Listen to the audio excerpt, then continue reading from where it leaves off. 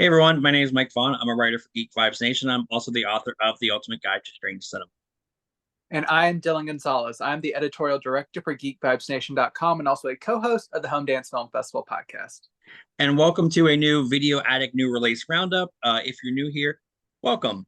What we do is we take turns talking about the latest home video releases. Some are good, some are bad, some are everything in between. But you know what? We always have a really fun time talking about them and sharing them with you. But it is not my turn this week, so I'm going to get this party started with you. Oh, thank you. Yes, I demanded to go first. My first title, I was really excited to check out. It is a new one from Arrow Video, and that is The Shootist with John Wayne.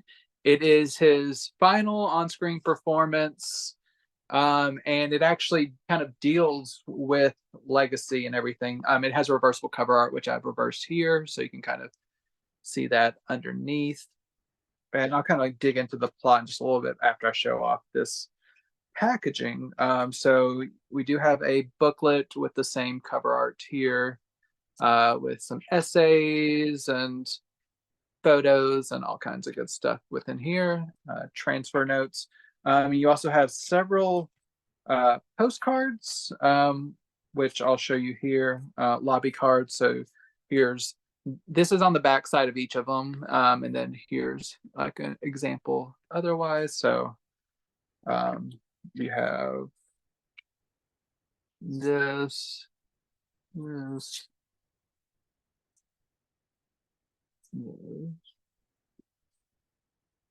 And okay, yeah, I think that's all of them. Yeah. So I think there's 6 of those, and then you also have a poster.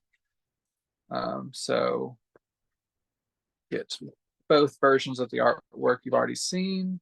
So everyone's familiar with this one now since I've shown it like 4 times. And then there is the reverse of that. And then the disc artwork has the newer artwork on it here. So yeah, The Shootist, it is directed by Don Siegel, who he worked a lot with Clint Eastwood. A lot of the biggest Clint Eastwood films, including Dirty Harry, was directed by Don Siegel. And so this was John Wayne later in life, not in the best health, taking on this role that really encapsulates it was based on pre-existing material, but it seems almost tailor-made for the Duke, who is he's a complicated figure. He has a lot of baggage in his past that's not great, but as a performer and as an icon of the Western genre, I think this is a very interesting farewell to him, and because it is his character who is kind of known as like a noted gunslinger who's like buried tons of people in gunfights. He is a shootist, but it is him in his later years of life. He learns that he has cancer. He gets the confirmation from, which is one of the interesting things about this. It brings together some of his old pals from his westerns. He's diagnosed by Jimmy Stewart, who is also later in his life in this role as the town doctor. He's diagnosed, and he's kind of, most of this is not your typical action Western, like showdown type situation. It is him trying to wind down his life. He's like, goes to board at this house, who owned by Lauren Bacall, and her son, who is a widow, and then her son also lives there, played by Ron Howard.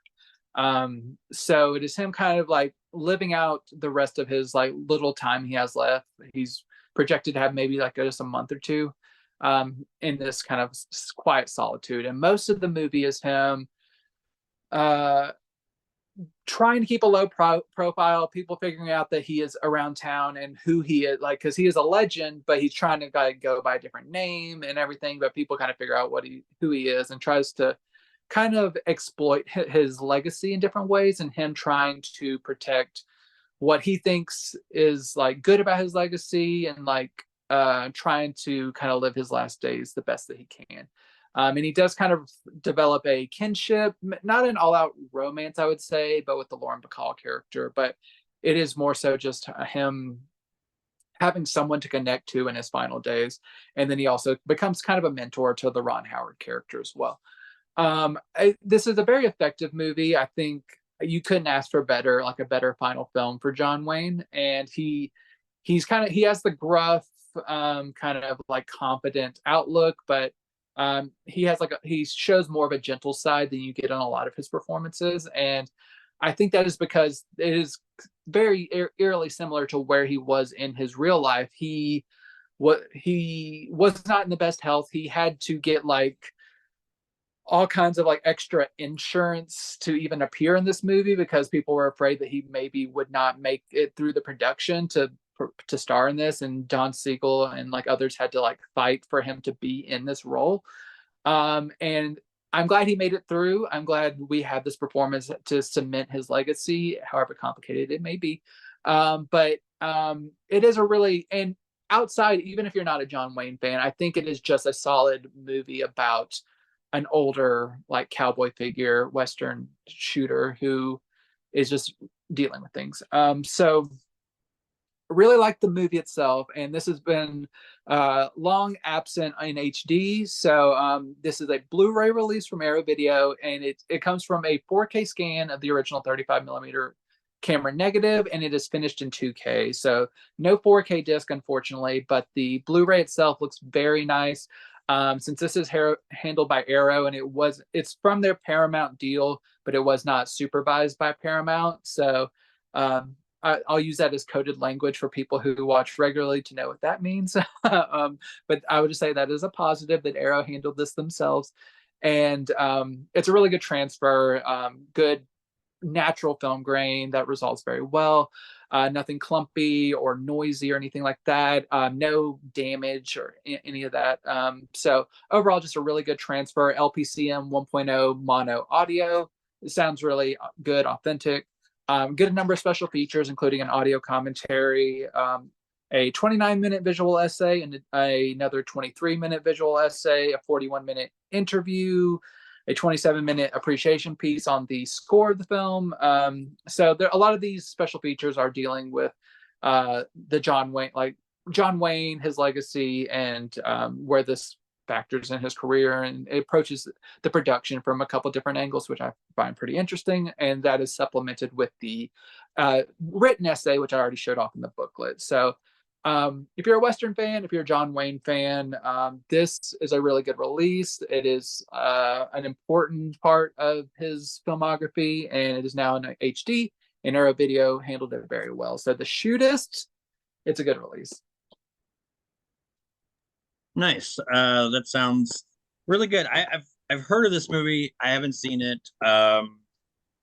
I am not like the biggest John Wayne fan, but like it's not that I am opposed to watching his movies. I've just never kind of gotten into them. But yeah, that's awesome, especially since you were saying how this one was kind of largely absent from a really nice HD version. So my first title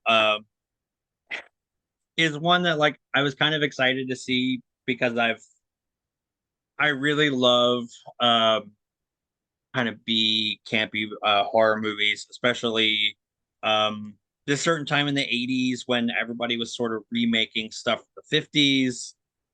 They were super nostalgic for that. So this is the remake of Strange Invaders, and the back, no features.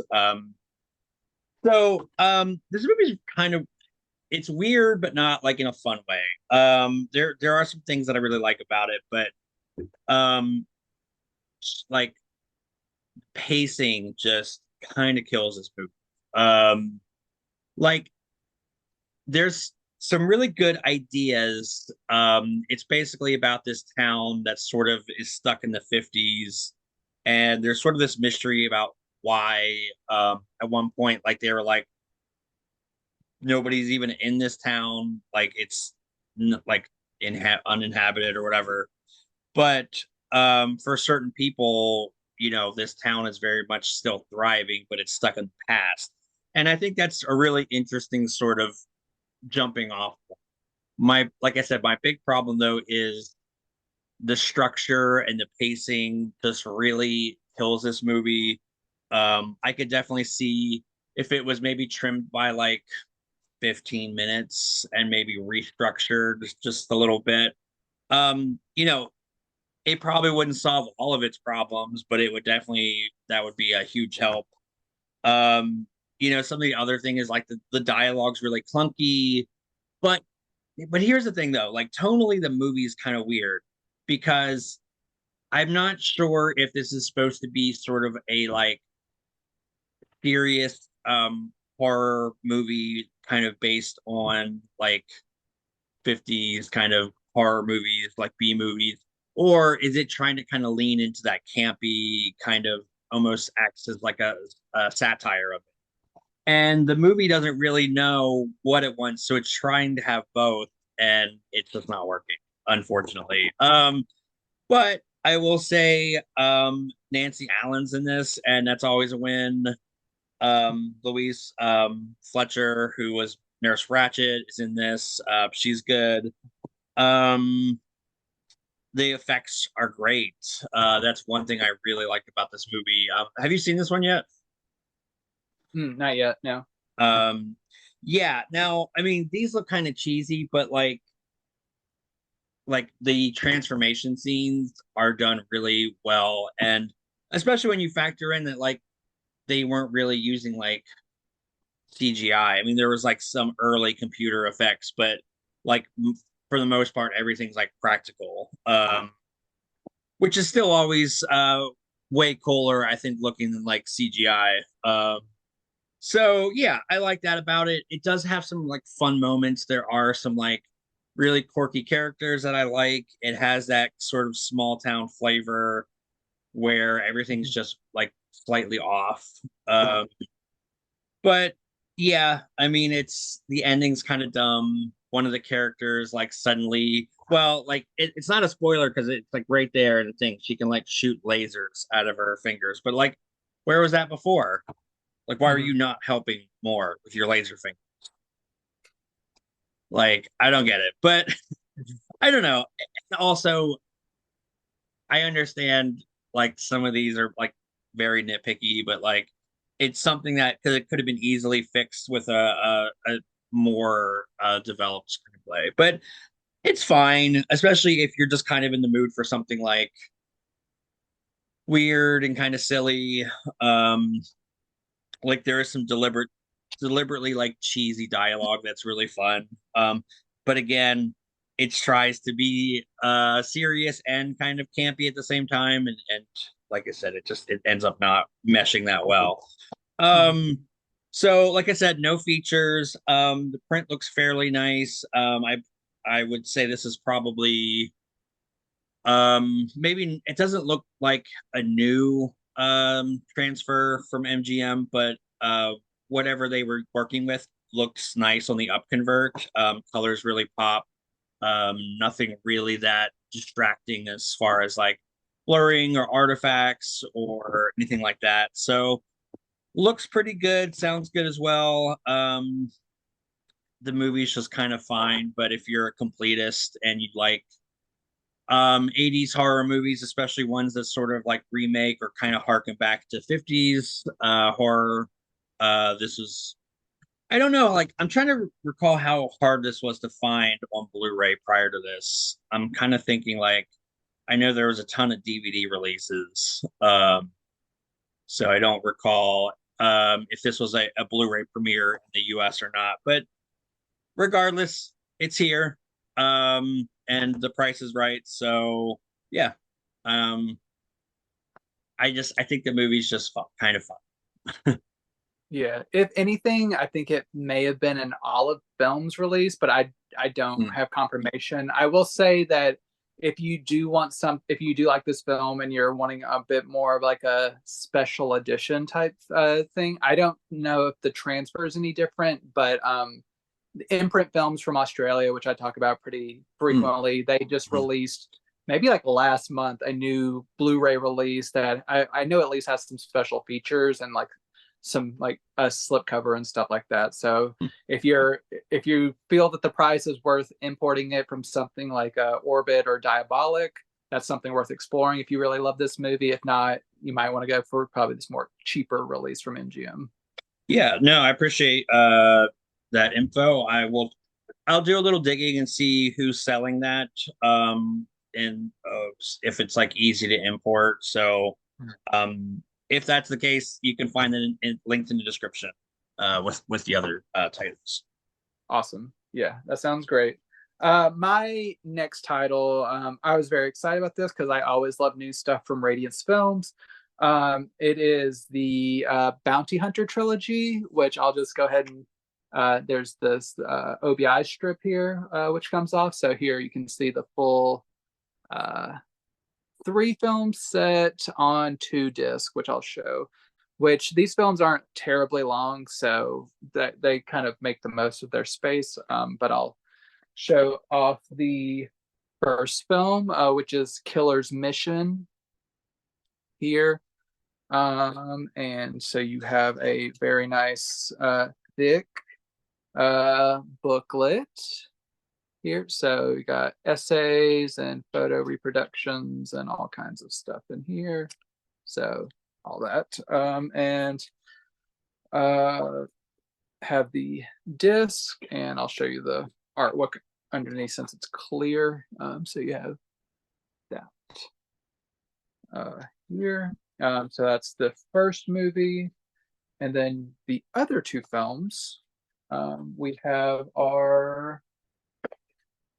So we have The Fort of Death, and then 8 Men to Kill. So those are on opposite sides of one another. So you get some postcards here that you can see different things. So you got a selection of those. I'll kind of get those out real quick, best I can without. There we go.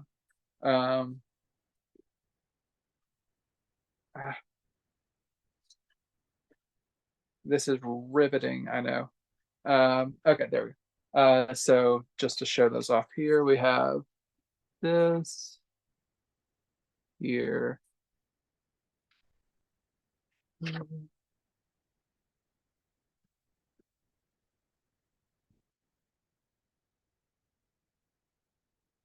Okay, so have those, and then you have the disc, which is those 2 films on the single disc, and then underneath is the reversible cover art, which has this artwork here. And I'll kind of talk about these in fairly broad terms. This is a kind of interesting take on like a samurai shogun type film. This and the character, as revealed by the title, the Bounty Hunter Trilogy, he is a bounty hunter / doctor. And these 3 narratives, they largely play within kind of familiar conventions, and kind of even sometimes parodies a little bit other movies for in different ways. The first film, Killer's Mission, it involves it's an interesting. This is an interesting series because it's not completely clear like what time period we're dealing with, but it's not traditional like samurai film because there's also kind of modern technology. And so it's like a person hired to like prevent this collaboration with like this Norwegian shipping fleet. So you get to see like some modern like more modern guns in like feudal Japan, but you get to see like some like classic rifles and everything going on. And so it's basically each tale is like this figure getting involved in some kind of conflict or whatever, which like with like the Fort of Death, it kind of is more of like a Seven Samurai type situation of like him helping this town kind of fight off from like these invading forces and stuff. And then the third film, Eight Men to Kill, involves like protecting or like a shipment of gold. So one of the things like I really liked about the second one, for the Fort of Death, they introduce a Gatling gun, where you get tons of like bloody carnage of just like people being mowed down by Gatling gun. So just like that's not something I would typically think of to see in like a Shogun samurai film, but this is, like I said, it's a little bit off kilter in a way. And the third film isn't quite as violent as the first two, but it still has plenty of good action. But the first two films, you do get to like some pretty bloody moments and just like people getting sliced open or like shot or all kinds of stuff going on. So I really like kind of how this at least makes the genre a little bit fresh for me. I know we've talked about how these labels like Radiance or Air Video or Shout Factory, they've been releasing a lot of these like classic like samurai, Shaw Brothers, like all kinds of like martial arts films and stuff. Over the past few years, especially, it's a booming business. And this kind of gives a little bit different feel. And I really appreciate that about Radiance. And these are films that I probably, if they didn't get a new, like brand new HD release, I probably wouldn't have like known to seek them out. But now that they're here, they're pretty fun, and I would recommend them. So these come from new HD transfers, I believe supplied by Toei, if I'm not mistaken. But they look pretty nice. They're not like immaculate. There's still small deficiencies here and there, but they're largely look very nice. And even with the two films on one disc, they resolve well. There's a good number of special features, including a commentary for the first film, Killer's Mission. There's some interviews, visual essay, and then like the nice packaging and essays and stuff. So overall, if you like this genre film, if you like older Japanese films, definitely check this one out, because the Bounty Hunter Trilogy, it's a nice discovery, but might not be on everyone's radar. So I wanted to make sure it was. It's a good release. Nice. Yeah, as always, Ratings Films has been kind of bringing it with some really great releases. And that's so awesome that, again, that's like definitely now on my radar as well. So, so my next title is I just watched this and I'm still kind of trying to figure out what the fuck I just watched. It's called Drifter from Kino Cult #6. This does have reversible cover art. Well, this might be my only reversible cover art thing here today. So here is that, which I don't know, I like this one better, but yeah, so this movie's as the title implies, is about this drifter guy, and I guess it's sort of like a stream of consciousness of like him and his journey. It's the film's kind of segmented in a really weird way where it's like it's sort of fractured between these two guys that he meets. It sort of felt like it implied that he maybe killed them or killed one of them. I don't think he did, but this movie is so bafflingly weird and incoherent. Like, I would have to maybe watch it again, and I probably still would be kind of lost. It's the fact that it kind of fragments the movie into two different like people that he encounters, and it never feels like those ever collide in a satisfying way. Makes for like kind of a frustrating watch. And like, listen, I don't mind like a out of order kind of film, um, where it plays with like time and stuff. Like this kind of goes beyond that. It's just kind of like, okay, I don't necessarily think these have to like piece together necessarily, but like make it make sense to me. Um, it feels very pretentious. And the thing is, this movie is very much a product of its time. It's 1974. Um, and I believe this is sort of like at the almost peak of gay rights movement. You know, it started with Stonewall, and then Stonewall was 69. And then, you know, it just kind of progressed from that. And so this movie is trying to be very progressive in its own way, but it's not really that daring, or it's not as bold as I think it wants you to think it is. It's like, especially as a modern audience, I'm like, this is not provocative, or like, I don't know. And there's a scene that is just very, very feels very transphobic. Like it almost feels like that scene's there to sort of just, I don't know, be for weird sake, or it's like, I don't know. It's kind of came off a little gross. But I know I'm not describing this movie well because it's not like it's so weird. It never really goes anywhere. It's like I don't know what I'm supposed to think or feel at the end. It's just, I don't know. I mean, the big thing is he's like a hustler, and I guess this is like a sort of midnight cowboy kind of thing.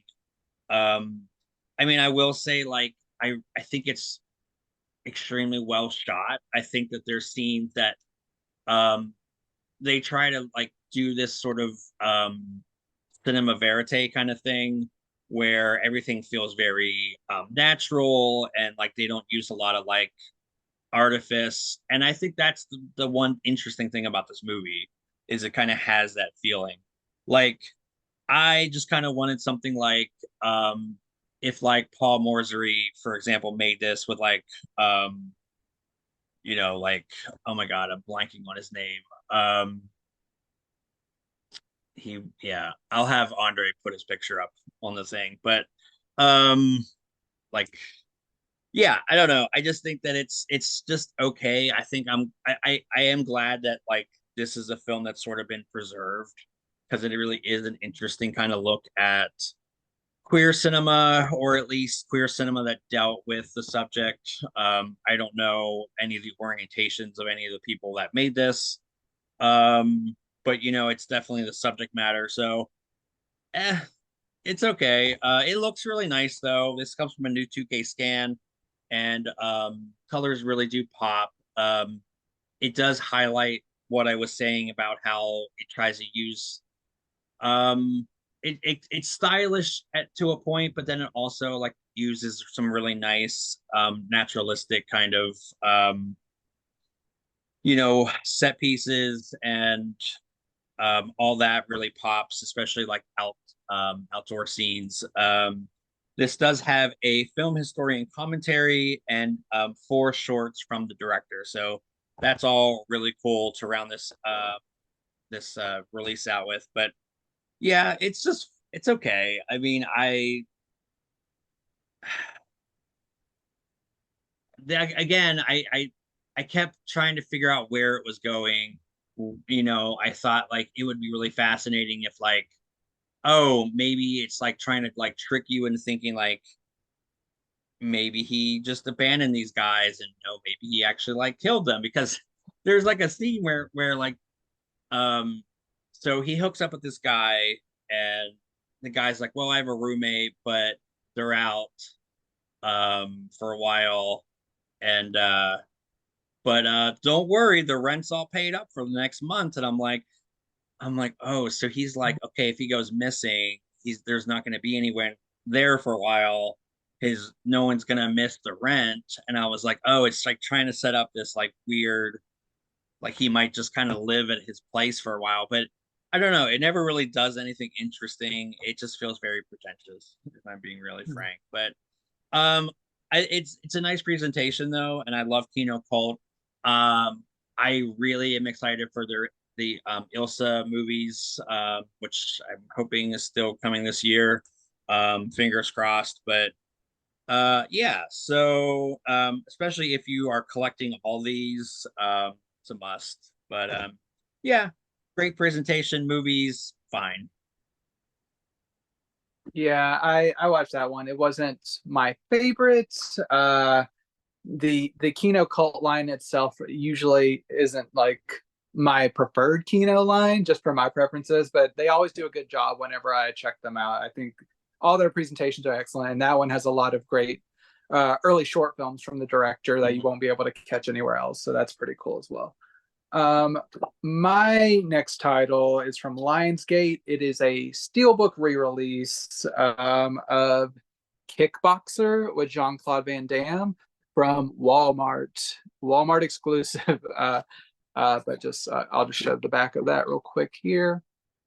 So this steelbook, or this Blu-ray that is in this steelbook, is the same one that was released back in 2009.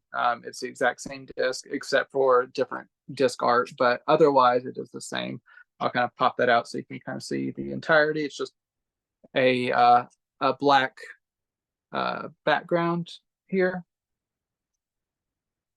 So yeah, this is the same disc, and just for the film itself, I'd actually never seen this. I think I'd seen it in parts on TV because it's kind of a TNT staple back in the day, like during my childhood times.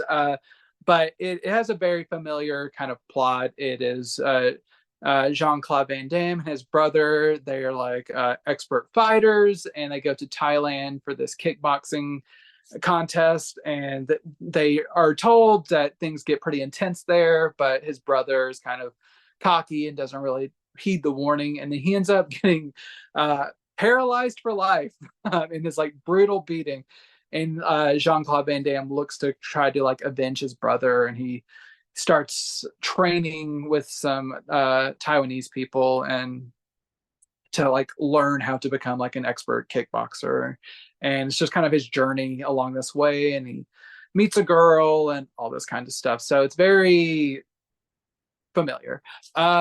Is it a great movie? I would say no. But is it entertaining as like a dumb action movie? I would say yeah. I mean, just kickboxing like goodness. It's cool seeing people just like I like a good kind of like sports fighting movie and stuff. So it does pretty well for that. There's a lot of goofy moments in this, like of just Jean-Claude Van Damme's character like dancing. And like because he started out like in like the dance world. He's been in some music videos back in the day, and he kind of shows off some of those moves like in the midst of like leading up to a fight, and it was some wild stuff. But so yeah, it's kind of goofy in points, but it also it has like your standard action times and stuff. And side note, my wife recently made us for the first time, but she made me rewatch Roadhouse, the original Patrick Swayze. So I'm kind of in this action like movie haze right now. So this kind of fit right in. But the movie's fine. This Blu-ray release is lacking outside of like the new packaging. This is, like I said, 2009 disc, and even at that time, it was not a good disc. And in the 15 years since it's been released, it's only gotten worse looking. It doesn't really have a natural look to it. It has a very digital processed look. Lots of like little digital anomalies here and there. It's just not very pleasant to look at. So yes, I know this is a new release, and like I am technically supposed to be like promoting this release, but we give our honest opinions, and it's not great. But I have heard through the grapevine that Lionsgate is looking at like they're exploring the possibility of like at least remastering this, if not for 4K, maybe a new Blu-ray. The word on Blu-ray.com, if you want to like search down the Kickboxer thread, this is what I was researching. Apparently, one of like the super fans on the board has access to like this this audio track, which has not been included on this because all of the English language cuts up until now have been dubbed, because I think the U.S. market was afraid that they wouldn't be like U.S. audiences wouldn't be able to understand certain accents. So it's kind of true fans really want to hear the original track, and there's also been other edits to this. So I think they're looking into the potential of having the unedited original language cut, potentially in 4K, but maybe at least a new remaster through the Vestron line is what is rumored.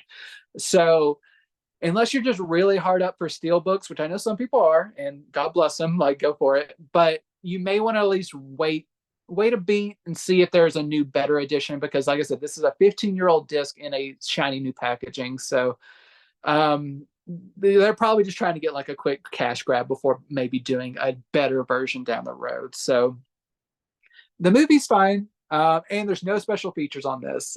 So that's also it's pretty bare bones, and the audio is not great.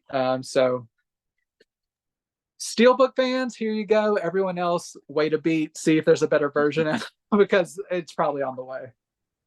Yeah, that's one that I've definitely have held off with just because like you were saying, it's a little bit lackluster right now, but like you were saying, hopefully we do get a 4K or a new Blu-ray, fingers crossed. For my next couple titles, I'm going to be covering some Warner Archive, which we all love, and I was really excited about this batch. And my first title from them is The Prince and the Pauper, and that's the Errol Flynn version of that. And that's, of course, based on the Mark Twain novel. I've actually seen this one before prior to this, so it was really fun revisiting this one. It is just a really charming, fun adaptation of the book. I'm not really familiar with the original source material that much, so like how accurate it is, I mean, I'm willing to bet probably not a lot. But Errol Flynn is great. He is in full swashbuckler kind of mode. You were talking about controversial figures. Errol Flynn certainly was. And Claude Rains just devours his scenes as the villain. And I'm blanking on who plays the kid, the main kid / kids. But really great. I have to say, like, I'm always a little like, ooh, do I want to watch a movie with like a child lead, i.e. the Shining miniseries? But and we're not making fun of that kid. He's good, okay.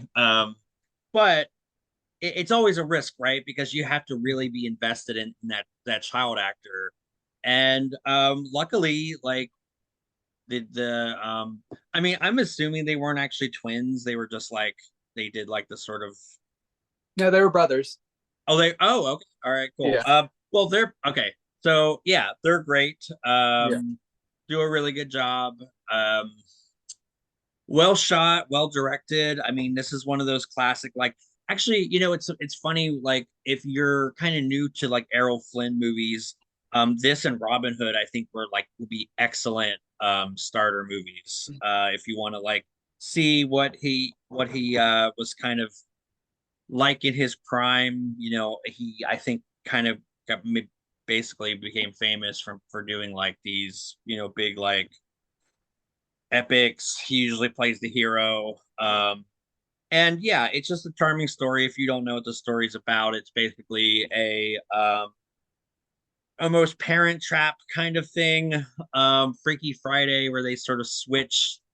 They both are identical, obviously. So one is the pauper, a person of lesser economical means, and then the king or prince to be, and they swap. And shenanigans ensues, but also it's sobering because you get to see what the other is life is like through the other's eyes, and it's obviously very different from one spectrum to the other. And the outcome being hopefully the prince will understand what it's like being a pauper or a a poor person, and hopefully make better laws and rules and stuff to maybe even the playing field, which is very idealistic at best. But I mean, it's a cute movie though. So if you haven't seen it, it's really fun, and it's not that long. It's only it's almost 2 hours, but it doesn't feel like that though. Yeah. So yeah, I do that all the time where I was like, this wasn't too long. Oh nope, almost 2 hours. Whoops. But yeah, that one goes by pretty quickly. What did you think? What did you think of this? I like that one quite a bit. It was one of my favorites, I think, from the January slate. I mean, it was no Joe's Apartment, but it was pretty good. But yeah, I really like. That's one of the Errol Flynn movies I've enjoyed the most so far. And Warner Archive's been doing a good job of bringing out some of his films the past few years, especially, and that's high up on my list so far. Yeah, I'm trying to think what else they've done. Like, was it like the pirate movie? What was that? Captain something. Yeah, I know they've done a few on. They've done a lot of his war films, like Objective Burma. They've done the Private Lives of Elizabeth and Essex. Yeah, I know the Captain one Blood maybe was what I was thinking. That's the one that people really want on Blu-ray, and people say is with Criterion, I think, but they haven't released it yet. But they did do one just recently where he was like a ladies' man, and like in that time, but I cannot remember what it was called right now. All right. Well, and I'll try to like link some other ones from Warner Archive if you also want to, if you all want to take a little bit of a deep dive into some of his other films. But yeah, really fun. Definitely worth picking up. Absolutely. My next film is from Sony Pictures Classics. This is the Luzhin Defense from director Marlene Goris, who I've talked about a few times on this show. She directed several of the films that were released by Cult Epics that I've talked about before. I think the last one I talked about was The Last Island, I think.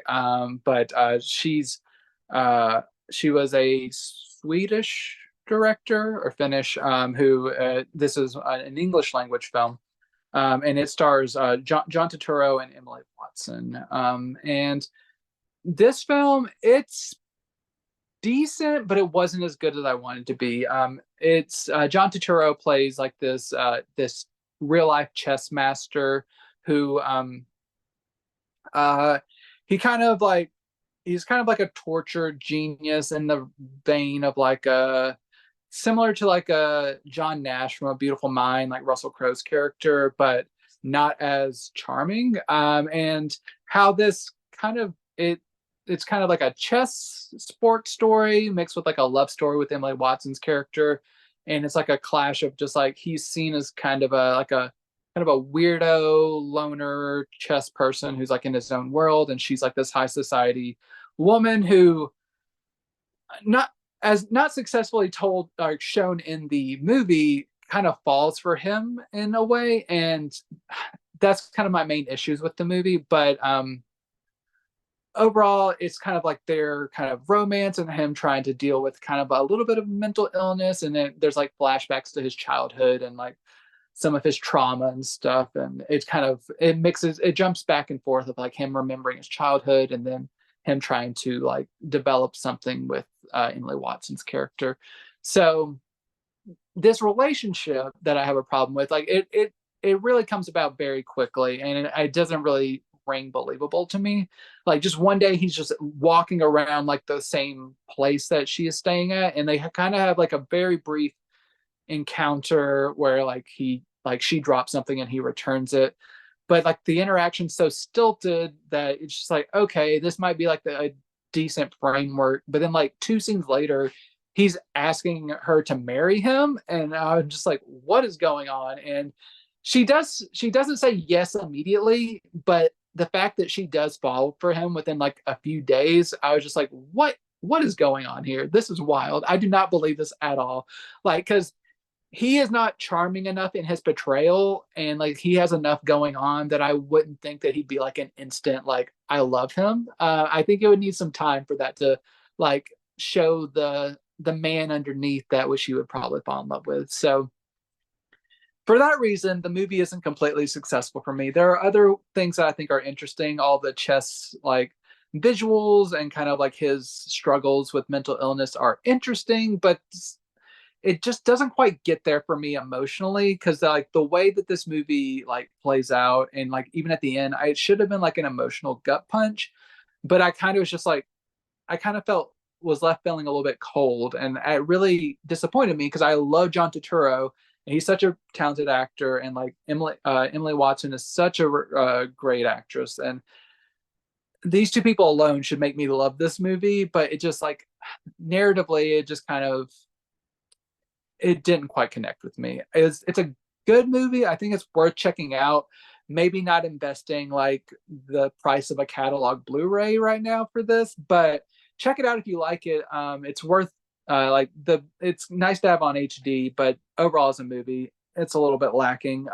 This Blu-ray release from Sony also is somewhat disappointing. It looks fine, but it also looks a little bit dated. I wish they would have done like an even if this was remastered recently. I wish they would have done either like a new master or like a something better, because it doesn't look quite as natural as I want it to look. It just looks a little bit like soft, good colors and stuff, and not too much in the way of damage, but it just looks a little old. I just wish it would have been like a little bit more natural looking. But this does have a commentary track from the director and like a very brief, like 3-minute promotional making up featurette and a trailer. I did not know this existed before it was announced on Blu-ray, so I'm glad to know it exists, even if it's a little bit disappointing. So maybe stream it, check it out, see if you like it. And if you do, the Blu-ray is fine. It's passable, but it's not like the best. So a little bit disappointment on both sides. Huh, that's a shame. That one is another one I've not heard of, but sounds like like okay to probably miss. So I'm still sticking with Warner Archive. And this is one that like I wasn't sure about because it didn't get great reviews, but I actually really liked it a lot. And that is Faithless with Tallulah Bankhead and Robert Montgomery, which I think are both really fantastic actors. So seeing them work together is always really fun. Yeah, and for people that are really into like pre-code Hollywood films, you're in luck because this one is now re-released, looking better than ever. This is certainly a movie that is a product of his time, and if this was made a few years later, it certainly would have been very different. Even though they don't really explicitly come right out and say it. So Lola Bankhead's character starts doing sex work. She starts out as an heiress, and she's very like cold, and she's very like aloof and doesn't really care about like the plight of like disenfranchised people. And then the depression hits, and then suddenly so it starts out like she's not broke if she sort of manages her money, but she keeps spending like it's the good times, and she ends up um being almost pretty much penniless, needing to work. And this sort of comes into conflict with Robert Montgomery's character, who was like they were, I guess, maybe engaged. But his whole thing was, I don't want to live off your money. Like, I'm an executive, I make a lot, and I guess apparently what he was making was kind of maybe unrealistic for what he was doing at the time. But like, you just go with it. Like, he could have easily sustained both of them, even. but this kind of comes into play and conflict, and I don't want to spoil the ending, but it's a really cute one, and it deals with heavy subject matter, but it still retains that really nice charm about it, and it's one of those movies that like I feel the chemistry between the characters. Like I can see why they kind of were drawn together. Whether or not they stay together, well, you'll have to watch the movie to find out, but it's really good. And again, I know there's people that really like want to collect all like the pre-code Hollywood movies, so you can check this one off your list. Should definitely check it out. Looks great. I'm sorry, I also forgot to say, but not a shocker that Prince and the Pauper also looks really fantastic. This does have a couple short films, and no cartoons on this one, although I think Prince and the Pauper does have a couple shorts. So yeah, Faithless, excellent. Again, I'm a little bit hit or miss with some of these like pre-code rom-coms. Or I guess it's kind of a rom-com. It's more of like a dramedy, I guess. But regardless, check it out. Yeah, I like that one as well. I especially liked how it wasn't judgmental towards certain aspects. I'll try to be vague as to not spoil stuff, but like it could have been a lot more like punishing towards women, but it was more like positive, which I really, really appreciated, especially from that time. So I was like, good job, movie. Like you're from the 1930s and you're like kind of being semi good about certain things. Like it kind of reminded me of, do you ever see that movie Rain with Joan Crawford? Mm-mm. That's a really good one, and I believe that's also pre-code, and I think that's a little bit more overt with her playing a sex worker, but like that one they waffle between where their judgments lie in that one, but yeah, you're right. Like this one is for the most part pretty progressive in that arena. Yeah, I appreciate that.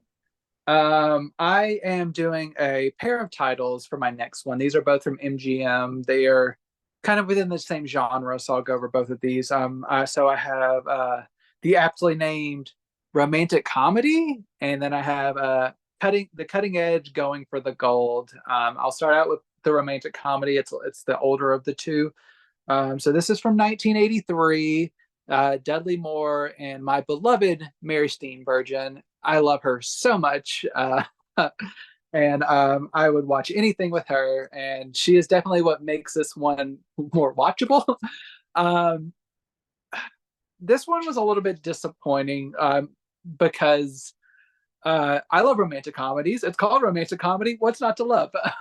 But I'm a bit more hit or miss with Dudley Moore. I find him a little bit insufferable at times because just like the personality that he exudes is kind of more like pompous and just kind of like men behaving badly type situation, which I don't really love.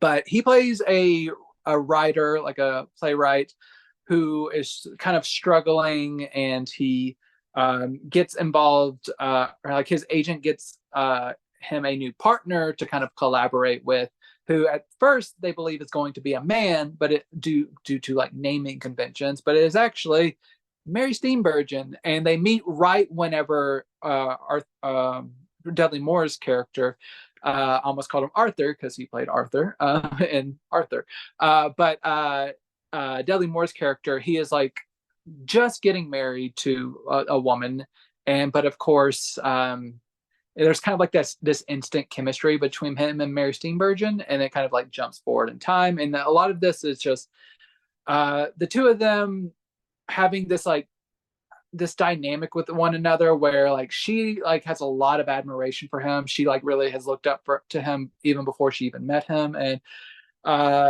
like she would love to be with him, but she's also not someone who would want him to cheat. And so it's kind of like a complex romance where like they keep getting into situations where like wrong people, wrong time situation, but it is not played in such a manner where it's like super charming and you're like waiting for these people to like get together in the end. Because I didn't really feel like it didn't feel like they were a good couple because he seems to kind of be like a dickbag and just like really I felt when watching this, I was like, you don't deserve her. Like, you don't deserve my dear Mary. Like, she's great. Like, and not just because I love Mary Steenburgen. Her character is so like she's so loving and like she's a ball of light and she's like very putting this like creative energy into the world that's very like intoxicating, and he's just kind of like a downer and just like very kind of a morose figure that always making kind of crude comments and all this stuff. And I was just like, I just don't see where these two should end up together. And this has a possibility that it could have like circumvented certain conventions, but they didn't. They kind of waffled, like you said, with like you were just talking about with that Joan Crawford movie. They kind of waffled on how they wanted to end this movie, and I was kind of disappointed that it didn't end up sticking to it. So if you like the performers, I think it is worth checking out. But it is not a like classic by any means. This kind of fits I'm talking about a lot of MGM titles, and they kind of fit the similar MO. There's no special features. There's like subtitles. That's it. In terms of transfer, it looks pretty solid. It's actually better than some of the MGM catalog transfer, like bare bone transfers that I've seen. Pretty natural film grain, some nicks and scratches here and there, but no like egregious like digital tinkering or anything like that. Overall, pretty solid transfer. And so yeah, if you like the stars, check it out. Otherwise, you can probably skip it. My other one, even if you like these stars, I would probably say you can probably skip this. So this is The Cutting Edge, Going for the Gold. This is a sequel to the original, The Cutting Edge, and I had not seen that, and so I wanted to be prepared. So I watched the original Cutting Edge on Tubi.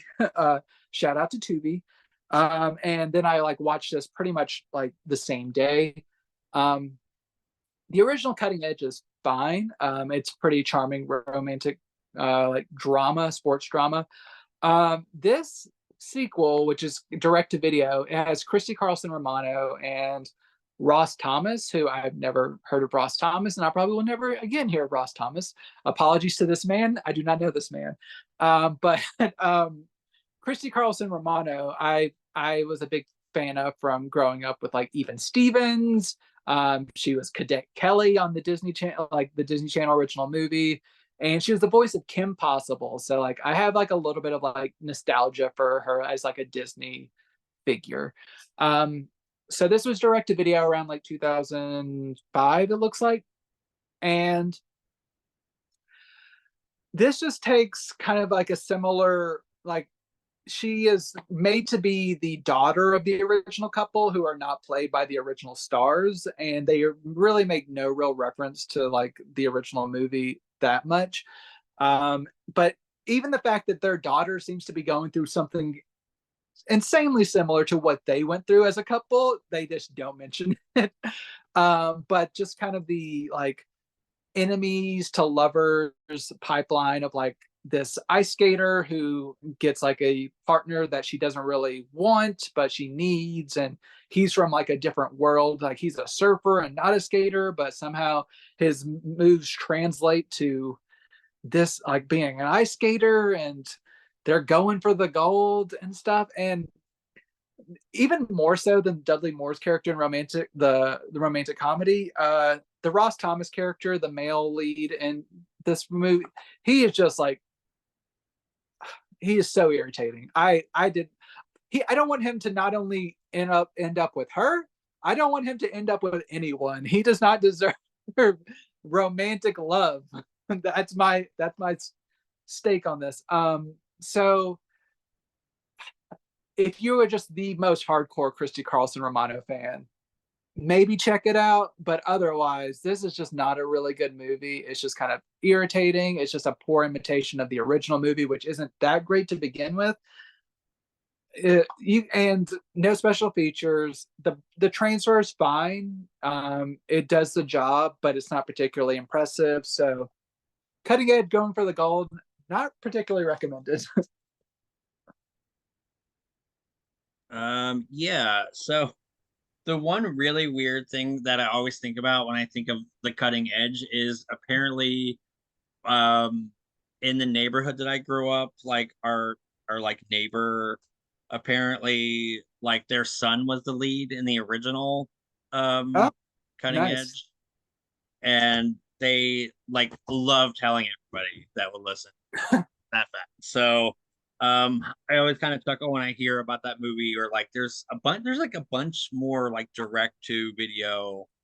Yeah, I know there's at least this one and a third one that was released by Sandpiper Films, which I've never seen and will never see because there's no one in there that I even am drawn a little bit to, so I'm good. Yeah.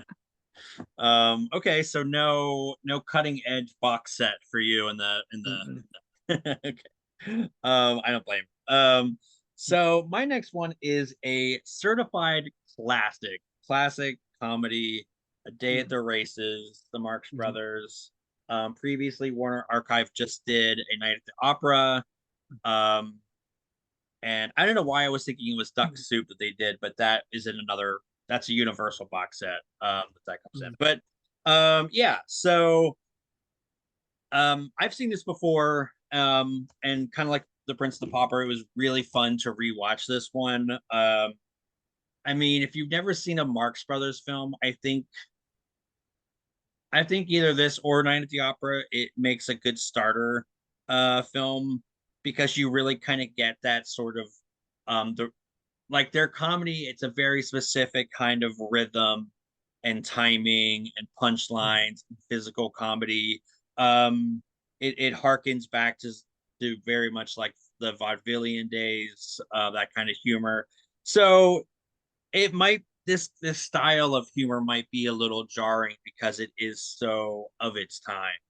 um but if you're already on board and you love these kind of films, it's looks great. I mean, as the movie itself, I don't know if like the plot's the greatest, but I think the jokes and the gags are hilarious. Oh my gosh, like Groucho getting a sedative in his leg and then doing that like dip thing when he tries to go up. Like the physical comedy in this is like next level good. I mean, like this, and I don't know, like Buster Keaton and like um yeah, like all those like classic like comedy people. Yeah, it's just mind-boggling how everything is set up and paid off so wonderfully. And this is definitely no exception.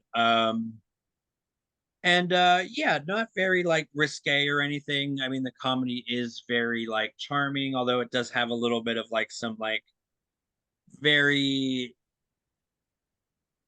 very light, maybe risque humor. And as I recall, there wasn't anything that aged too poorly in this. So like that's always good. But yeah, classic. Um, I'm not like a huge like I haven't seen all of the Marx Brothers movies, so as far as this being like my favorite, I mean I like Duck Soup's maybe my favorite so far. You've reviewed this, right? You did this not too long ago. Yeah, for whenever this video is released, like I did a video the previous Friday that just came out, like doing a deeper dive into Warner Archive, and I covered Yeah. this, and there's now a review on the website. So yeah, I liked it. I did not like it as much as A Night at the Opera because I think there's a little bit. I felt like they were at a point. I think this was at MGM, and they felt that they needed to like insert some other like they did some musical numbers that like just don't involve the Marx Brothers, and like Mhm. with like some side characters, I'm like, oh, okay, we're just doing this now. So it seemed a little bit overly padded, and I didn't think it needed to be nearly 2 hours. But whenever it's the Marx Brothers, especially the Tootsie Fruitsy ice cream scene where he's like giving like racing pointers, and he's like, oh, you're gonna need this to decipher this, and he just Yeah, keeps and selling then him. Yeah, that was a great scene, and there's like a lot of other scenes like that that I think are really nice. There's a few things holding it back from being like my favorite Marx Brothers. yeah, that's fair. is that all you have to say about that? Or do you have any good special features Or on there or anything? oh yes, sorry. Yes, this is loaded with features. Usually you just get a couple like shorts. But yeah, we get a commentary track from a historian. We get a ton of featurettes, classic cartoons. You get some audio from like Groucho Marx from some of his performances. Yeah, ton of stuff. And yeah, and like I said, the I've never had an issue with how these look. They're always really fantastic. Um, so yeah, as you can see, pretty stacked, and were some of these are new, right? Like these were these portovers? I think they were all port overs. I don't know. If anything, it would have been like some of the cartoons or something maybe, Hmm. but I don't remember. I think most of them are just port overs. Yeah, and if you have like the DVD, like the DVD and Blu-rays are kind of night and day. Hmm. I have this on DVD and it looks fine. But this one looks so much better. So if you're kind of on the fence and you own an old DVD copy or something, just get rid of it, upgrade, give Warner Archive your money. They're awesome. And yeah, no, I think it's good. It is like you said, very stacked. So um that's always really good to have a little bit more bang for your buck. Hmm. Absolutely. Love Warner Archive. Um, I have two more titles that I'm going to dig into very briefly. My first is a 1969 movie, Poppy, with Alan Arkin. Um, and there's something I have uh, questions about with this, but I forgot before jumping on here to research this.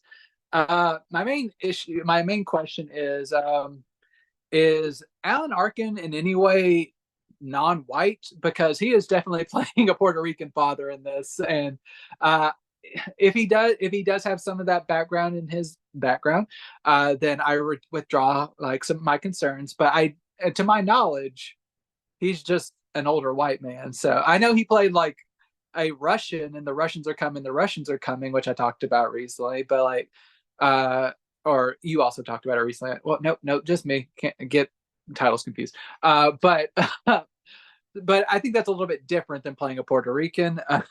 But setting that aside, this is a pretty solid movie.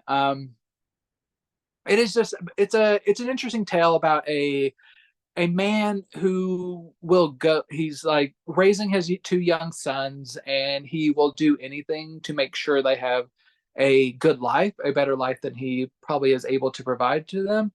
And it is him, most of like the first hour or so is him kind of just like, you see him interacting with his kids and living this life that uh it like the environment they're around is kind of like a little bit like crumbling, and there's a lot of like crime, and just there's a lot of bad influences around him, and he wants better for his son. So he concocts this kind of outlandish scheme in order to like fake a like he wants to send his boys out in this like this boat, and he wants to fake like they are like refugees from Puerto Rico, I believe, who are like just landed, and like that they will get like media attention, and like that they like made it on this harrowing journey, and that they will be adopted by like, rich people, and he so that will be able to give them a better life.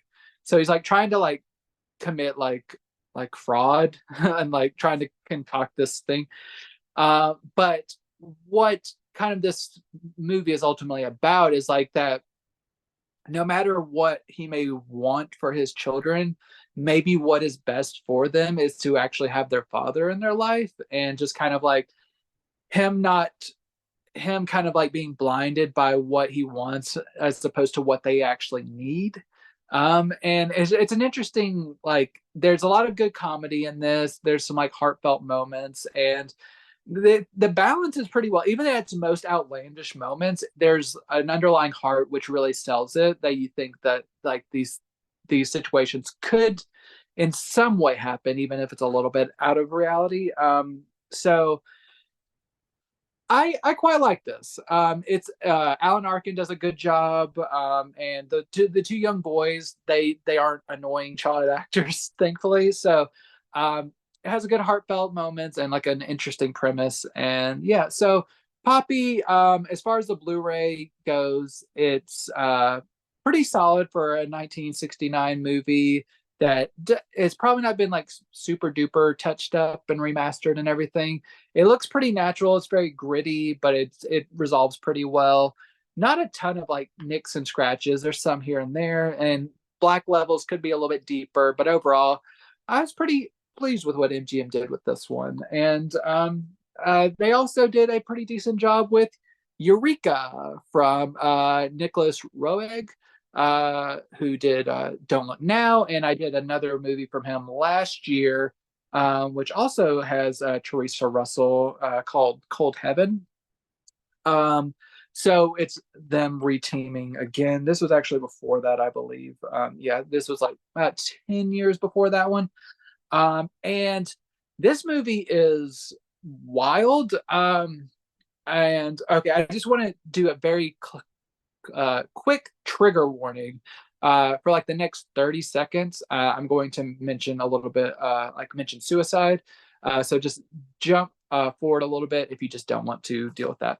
But this movie is like extreme. Like I almost thought I was watching a Fulci film with how violent it could get sometime.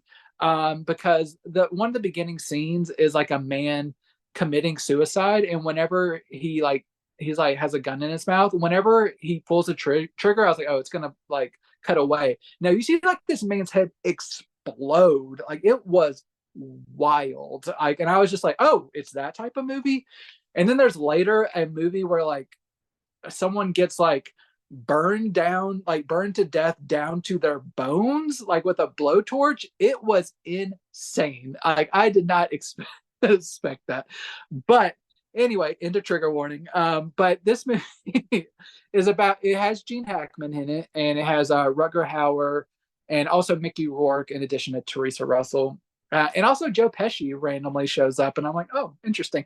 But Gene Hackman plays a man who's like a gold prospector at the beginning, and he ends up coming into a large amount of gold, and through kind of seedy ways, and like you kind of see that maybe he like has screwed over one of his partners and everything, and it jumps forward in time where he's like a very successful businessman, but he's also haunted by what he has done to get there, and he distrusts pretty much everyone around him. And his daughter, played by Teresa Russell, has started dating the Rutger Hauer character, and he's very distrustful of Rutger Hauer's character, and who he he he doesn't really have like I guess he has reasons to be distrustful, but he's a little bit off the reservation, just like distrustful of everyone. He should be more distrustful of some of the other figures in his life. I'll just say that.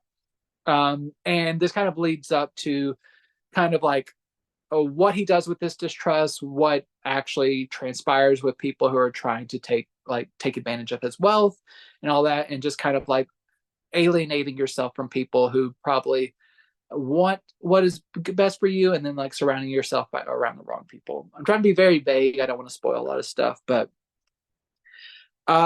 this is a really interesting movie. It's not perfect, but like it's like 2 hours and 4 minutes long, and there's a lot of plot packed into this. There's a lot of developments where I'm like, oh, we have like another portion of the movie that I thought this was potentially going to be a finale. And the way this kind of develops, it's very interesting. I was not expecting some of the like developments within this movie. It was surprising. But great movie, no. Interesting movie, worth checking out, yes. I think just to see where you fall on the spectrum. Like a lot of movies I'm like, this is fine, and maybe you don't need to check it out. You should check this out just for the sheer curiosity of like where this movie goes. So Eureka, worth checking out. Pretty solid transfer as well, for what it is. Like all these MGMs, bare bones, except for subtitles, pretty decent transfer, audio, it's fine. So Eureka, if you like any of these performers, it's worth checking out. It's just a wild movie. Yeah, I definitely want to check that out. I do love those actors, so that'll be really interesting. Also, like, have you seen Prime Cut with Gene Hackman? No, no. But I have that, and I think it's rumored to be getting a 4K from Kino sometime soon. So I'm waiting to watch it until I like see if that maybe is coming out to 4K. It's really good. It is. It's also very bananas. Mhm. But so speaking of 4K titles, Ooh. I'm covering two 4K titles. So my first one is Aquaman and the Lost Kingdom. And so I hadn't seen this before. It got a lot of really bad reviews, and I just was kind of over it. That's inside. It has a digital code. It's not in there, but if you order one, you will have. And yeah, so you notice that this is just 4K only, not a Blu-ray as well. Just so y'all know that, but there is a standalone Blu-ray, of course.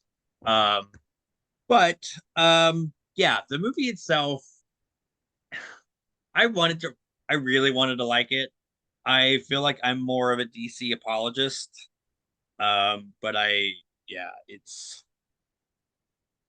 like the dialogue is so bad. The pacing is really weird. Um, the whole editing Amber Heard out was, I mean, that's a whole other thing that I'm not going to get into, but like, y'all probably know what that was about. But her scenes being taken out kind of means you sort of have to piece things together yourself a little bit. Um, I mean, like, I don't know. The CGI just is a lot, and it takes a lot. I mean, it takes you out of it. The dialogue is so corny. It almost feels like parody. Um, it's so it's so corny. Like the trying to think, like, oh my god. And then like I watched this with my husband, and they started talking about like global warming being a big thing, and like, yes, I think that that is a vital sort of thing, but like, I don't want to watch a movie that feels like I'm being preached at, and this movie very much gets into that way more than I think it kind of needed to. There were some things I liked about it. There's some good action sequences. I love Jason Momoa. Um, there being like a baby Aquaman. Every time they like baby something up, they add a baby to it. I just hate it. There's few exceptions. I'm sure there might be one out there, one or two out there, but like, I mean, Dexter, when they added the baby, I was like, I could not fucking give a shit less. I think it was only tolerable when like they had the Trinity Killer, right? And I guess the baby was around then, but I was like, fuck that baby. Um anyways. Um yeah, so it's not a good movie. It does look really great though. I mean, I'm not really shocked because it's a newer film, up converted, and looks really nice. I Yeah, sounds really good as well. Nice featurettes, nothing like super mind blowing, but it's a little bit more added value, so that's good. Um, I would have loved a James Wan like commentary track, but I mean, considering all the drama behind this, I kind of understand why nobody really wanted to like do a commentary track. But yeah, I don't know. So this officially closes out the old DC U, and um, I am really excited to see what like Guns DCU will look like. So it's okay. Yeah, I haven't caught that one just yet, so I'll keep my expectations low. My final title, this was actually one of the most streamed shows of last year, and thankfully it made it receive a Blu-ray release, which I'm thankful for because I used to watch this all the time back in the day.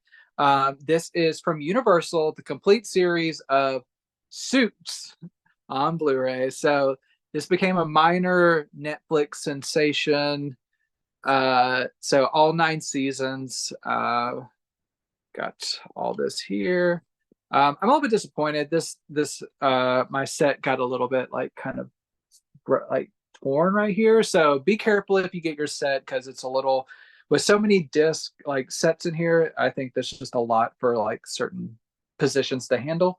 But so yeah, I used to watch this all the time on USA. I watched it as it aired over the years, but I did not end up getting to the end. So it's been nice to like catch. I obviously have not watched all 134 episodes in the last few weeks, but I watched enough from each season and like kind of caught up with the last few seasons that I dropped off on, to like catch up. And like it's just a really fun show to like kind of zone out to. It's has procedural elements to it, but then it also has like overarching like character work that kind of keeps you invested. And the characters are like what is first and foremost important to this show. And for those who don't know, it is like the beginning of the show is like these two this kind of this guy who has like a photographic memory, who has been like taking tests for like this dude. He knows all these kind of these legal things because he's photographic memory. He's been taking these tests, and he kind of like cons his way into this legal position, working for this guy named Harvey at this like very prestigious law firm. And so he has a secret of like, he is not actually a lawyer. He is not like accredited or anything, but he is like a brilliant mind who knows a lot about law. And he kind of works together with this guy to kind of like crack some of these like tough like law cases and stuff. So it's kind of a little bit of like almost Sherlock Holmes vibes, where it's like the man who knows everything kind of like reaching into his brain and kind of solving stuff. But like it is the dynamic between Mike, this main character, and then Harvey. And all the people who are surrounding them in the office, and just how all these characters develop over the season. So from a procedural aspect, like them working on these cases every episode is very satisfying. You get resolution at the end, but then you also have this lingering threat of people learning Mike's secret, that he's not actually a lawyer, and then also him getting like into romantic relationships within the office. And then there's like a little bit of flirtation between like Harvey and his secretary, who is like I have a small crush on her, and then there, and I have since I watched it like first watched it like 14 years ago. Long live Donna.